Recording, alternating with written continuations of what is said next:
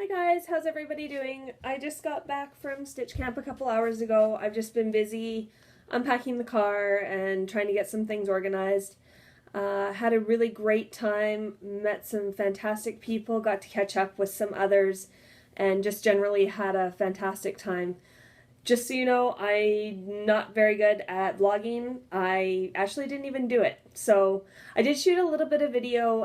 What they do is if you have any recent finishes or if you were working on something the last Stitch Camp and have now finished it, if you've taken anything to the Frame Corner, which is the business that organizes the whole Stitch Camp, if you've taken anything to them for framing, they'll frame it and then they'll bring it to camp with them.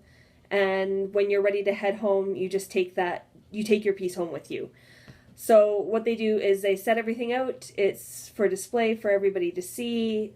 Like I say, some of it's framed, some of it's not. Some of it was finished at the camp, some of it was finished at home and then brought in. So just a wild array of finishes. I did take a short video of that, which I will put in at the end of this video, so you guys can see all the finishes. Some of them I know what the patterns are, some of them I don't. If you have any questions, let me know and I will try the best that I can to help you out figuring out which patterns it is. Yeah, so it was a great time. I actually got to meet a fellow YouTuber, Denise from D-Stitches. I will put a link to her blog down below. She was actually doing some vlogging there, so you can check that out and you can actually get a better idea of what the camp is a little bit like. Yeah, and it was so good to actually meet her and talk with her. She came to where I was set up and she helped me figure out some of my threads for my Blackbird design piece. So that was really nice that she was there and could actually physically see everything and help me out with that. We pulled the rest of the colors that were going to go with it and just took a really close look at it. So that was really awesome. Like I say, it was great to meet her. And yeah, it was just an all-around good time. Yeah, not as much stitching done as I would have liked, but like I say, it was really nice to chit-chat with everybody and get some new ideas for some future projects. And there was actually a Hardanger course that was going on, so that was really interesting. I myself didn't take it. I ran into a problem doing my Hardanger design, so I actually got to get some advice from the instructor, which was really helpful. And yeah, it was just an all-around fantastic experience. So I'm going to get started. I'm going to show you my progress with what I worked on. I got a little bit of haul, and actually while I was away, one of my orders from Stitching Bits and Bobs came in. So I will show you that, and let's get started. So the first thing that I worked on, I ended up leaving on Wednesday. My whole goal was to leave the house at 10 o'clock in the morning. That didn't happen. I had actually wanted to be at the camp right at 2 o'clock, which was pretty much the earliest that you could be there. I didn't actually leave the city until 2:30, so right off the bat I was already late. So by the time I got there and got everything unloaded and set up, it was well after supper before I finally got to put some stitches in. So c'est la vie, it happens. But the first one that I decided to work on was the Away We Ride, and this is what it looked like, or what it looks like. And I only got a couple hours of stitching done on this one, but here is the amount of progress that I got done. So I got actually all the windows stitched, and then I started on the door and just started doing the outline around all the windows. So, and I really love this variegated thread, especially for the windows. It gives it a really interesting look, like there actually really is light and shadows coming through it. So really love that. And yeah, that was Away We Ride by the Blackbird Designs. So that was the first piece that I worked on. The next day I decided to be brave and I pulled out my Bumblebee Lace sampler, which is by the Victoria Sampler. And this is what it looks like.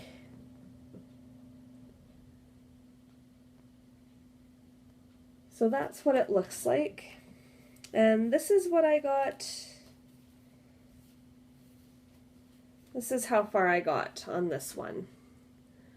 So there's actually 9 steps in this pattern, and this is steps 1 through 3. So I'm about a third of the way through this one. So I did all the satin stitches. There's some eyelets in there.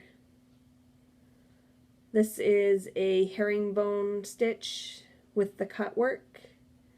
And then there's little tiny beads in between all the satin stitches. Now when I was doing this one, it was pretty late at night and I was just starting the cut work. It wasn't quite early enough for me to go to bed, so I figured, you know what, I'll just do the cut work and I'll call it quits after that. And actually I ended up snipping one of the wrong threads, and like I say, it was about 2 o'clock in the morning and I was frantically looking around, wondering if the instructor for the Hardanger course was in. She had left already for the evening, so I had to kind of wing it and try and figure out how to fix that. I've never done that before. I've always heard, well, you just weave it in, so I tried actually taking the thread that I had originally snipped and tried, you know, rethreading it and reweaving it, and it was entirely too short. So what I had done is I had I had taken a scrap thread from the side of my fabric and tied it off in the back like you would normally do if you were starting a new DMC thread, wove it through like the weave normally is going, and then tied it off at the other end and just carried on with my herringbone stitch after that.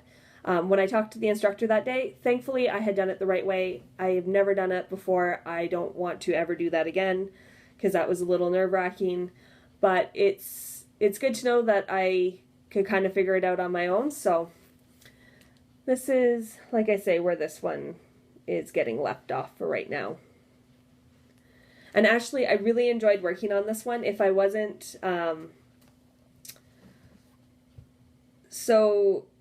if I didn't want to just stick with my plan of my new starts every day, I would have actually probably carried on with this one the following day, because I was actually really enjoying it. And once I kind of got started on it, it actually started going together a lot quicker. So that was really fun to do. And I'm looking forward to working on that one again, hopefully in the very near future. So the next one that I worked on was my Gathering Honey sampler by Plum Street Sampler.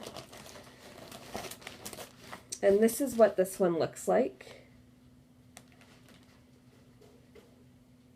And I also ran into a bit of a problem with this one. I've never done a sampler before. And I started in the middle and I was kind of, you know, doing these little motifs around here. And I was kind of getting a little bored of them, and I was debating, you know, if I should start down and start doing some of the quote, or if I should go up and do some of the alphabet, or kind of where I should what direction I should kind of head in. And I started really looking at the alphabet, and if you notice, it goes H, I, K. And I was looking at it going, there's a letter missing. What the heck? And I started asking some of the ladies that were at the camp. Nobody had an answer for me. Everybody thought it was kind of strange. I originally thought maybe it was like a hidden signature that the Plum Street Sampler had done, because I went onto their Facebook page, found another sampler of theirs, and theirs was also missing the letter J. And I thought, well, maybe it's something that they just do with all of their patterns. I actually ended up posting on Stitch Mania, and there were 2 ladies that got back to me right away, Kate and Katrina, and both of them gave me links to a different website. I don't remember exactly where it was. And I will put the links down below, because it was actually a really interesting read. So basically, from what I read, is before 1820, the letters I and J were actually interchangeable in the English alphabet. So whenever they were stitching their samplers and doing the alphabet, they would sometimes not do one or other of the letters. Usually it was the J. I also found out that the letter U and W were also interchangeable, and the letter Z was sometimes omitted altogether because it was very rarely used. So if you go back into the samplers, especially some of the reproduction ones, they'll be missing up to 3 letters of the alphabet, which I thought was really interesting. And yeah, so it was really nice to, hear a bit of history about the whole thing. And I didn't quite feel so bad about having an alphabet with a missing letter in it now. So before I had found out that information, I was trying to get some suggestions on how to fix this. And a lot of people suggested, moving the row over and squeezing an I in there.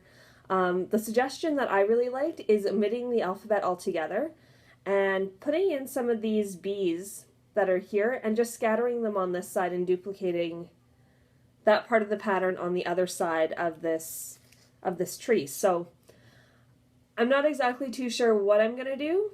I'm going to probably leave this corner till the very end and see how I feel about the whole thing.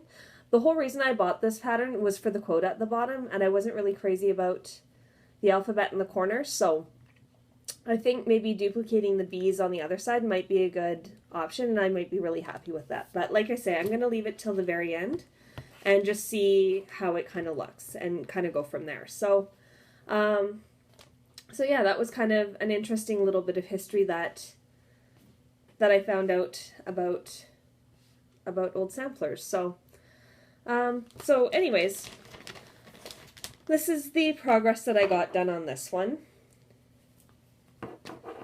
And it doesn't look like a whole lot, but it's on pretty small counts, so that's where it is.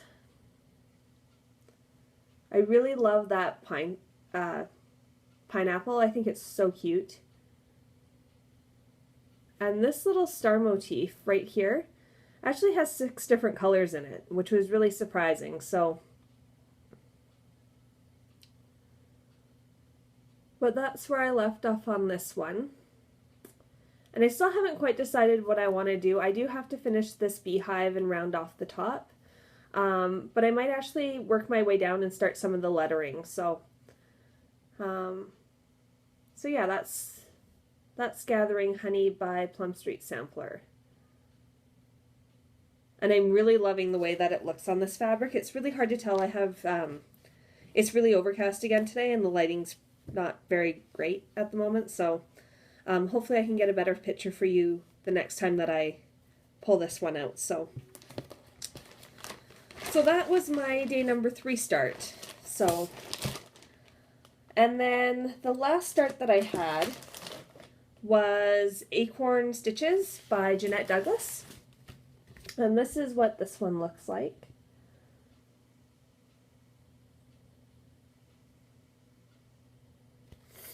And this was the last one that I worked on, so it's still on my scroll bars. And I also changed this one a little bit. On the pattern here up at the top, it actually has the year 2006. I figured I might change it to 2016, but instead of doing that, I decided I was going to omit the year altogether and I was going to put in my initials. So I kind of did some backstitching initials. I had done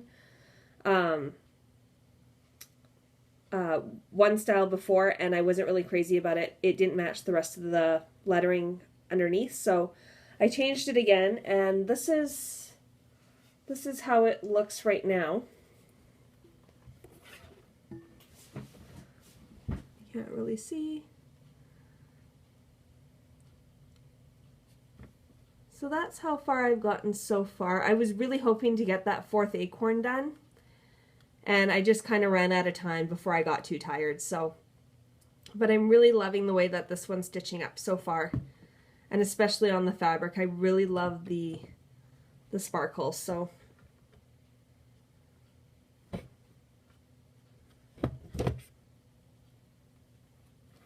that's where this one is. And I'm not sure exactly which one I want to work on. I really loved picking 4 new projects to start at camp. And what I'm hoping to do is actually finish up these 4, and then when the next camp comes around in the spring, which will be in May, I don't remember the exact dates, but next May, my goal is again to take 4 smaller pictures and have 4 new starts again. Hopefully if these ones are all done. If not, I might have to take these ones with me and try and work on them. Again, I'll spend a whole day just working on one of those, but I still want to get take 4 smaller projects with me. So that's my progress for 4 days of stitching. Like I say, I was really expecting to get more done, but whatever. I mean, it was really nice to visit with everybody as well too. I had a friend actually treat me to a pedicure, which was really nice. And I ended up going for an hour-long massage as well too when I was there yesterday. So that was really nice. And I mean, that's kind of why you go there too. It's like you just want to relax as well too and kind of treat yourself to things that, like for myself, I would normally not have the time to do. So that was really nice. So I did get a little bit of haul while I was there. So I'll show you what I got. The very first one that I got was a Jeanette Douglas. And this is called Vintage Stitches. And I've actually been eyeballing this pattern for quite a while. And I really love the colors in it. So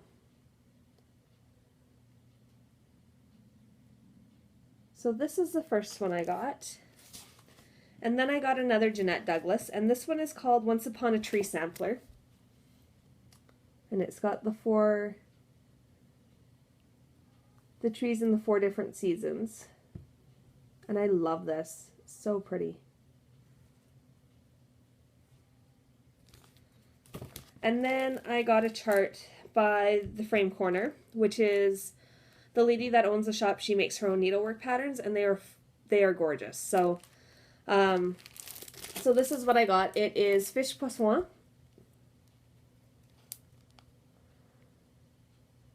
And I just love it. It's actually a reproduction from 1897. Yeah. The only thing that I'm not crazy about this one is this lamp looks really out of place. So what I was actually thinking of doing, I've taken a look at the pattern, and the last 2 pages on each row, I might omit them. Let's see if I can kind of...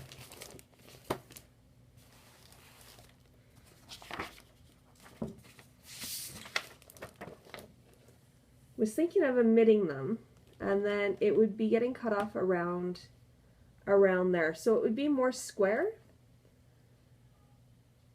But I think I almost like the look of that better. But I'm not too sure. So I'm not planning on starting this one anytime soon. So when I start it is when I'll figure out exactly what I want to do with this. So those are the 3 that I got while I was at the camp. And then, like I say, I had an order from Stitching Bits and Bobs that came in. And I haven't opened it besides just tearing my package open. Everything is still inside and I haven't looked through anything. So this will be kind of interesting. I actually probably have forgotten about 1 or 2 patterns that I've ordered. So, and I believe this is all patterns. So the first one that I got is by the Drawn Thread, and this is Autumn Garden.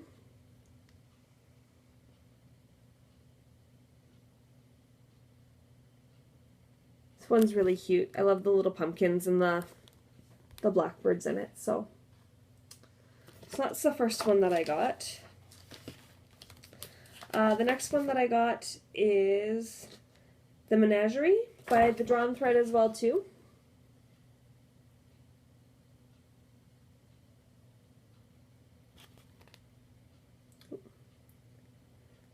So that is that one. The next one I got is Winter Garden by the Drawn Thread. And the Summer Garden by the Drawn Thread.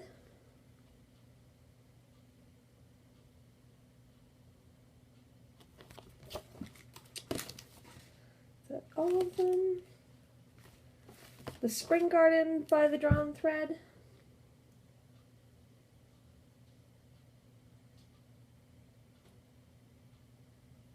I'd like to do the 4 of those as a set. So, and then I got Autumn Arbor by the Drawn Thread.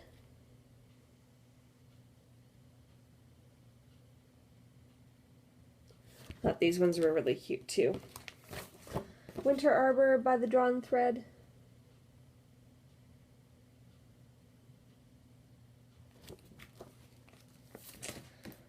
Summer Arbor by the Drawn Thread.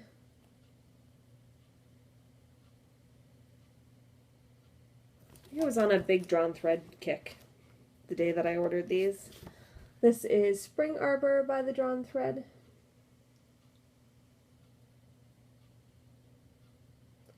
But again, I thought that these would be really cute. So, and then I ended up getting 3 Jeanette Douglas pieces. These are actually seasonal kind of stitch along as well too. This is Summer by the Sea. And it's just this quadrant right here. And you can stitch all 4 of them on one piece, or you can stitch them all individually. So 3 out of the 4 seasons have been released already. I think I'm just waiting on, I want to say winter. And so when that comes in, I'll order that one as well too. And I think I'm going to do them all together. So this is Autumn by the Sea.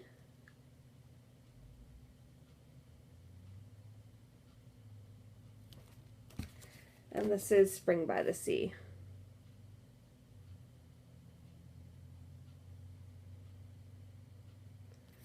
And then the last one that I got is another pattern by La Di Da, and this is called The Raven.